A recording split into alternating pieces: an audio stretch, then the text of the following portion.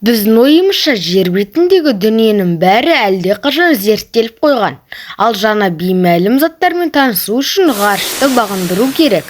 Алайда мұндай ой иелері жаңылысады. Жер шарында адамзатқа беймәлім тіршілік иелері көп. Ғалымдар жыл сайын жануарлардың жаңа түрін анықтауға, бұл орайда бүгінге дейін белгісіз болып келген жануарлармен таныстырмақпыз. Йети шаянна. Шаянның бұл түрі 2005 жылы белгілі болған.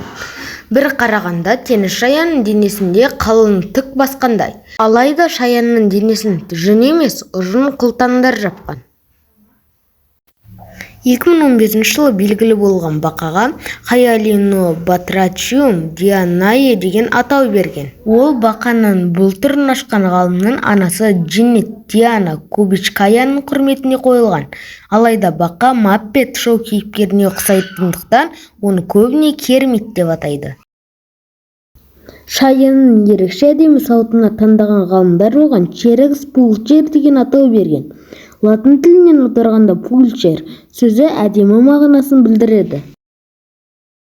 Бұл бақа 2008 жылы Индонезияда табылған, ал ол туралы деректер де 2010 жылы жарияланды. Бақа өзіне төнген қауіп-қатерді сезгенде Пиноккионың мұрны тәріздес ұзын тұмсығы жоғары көтеріледі.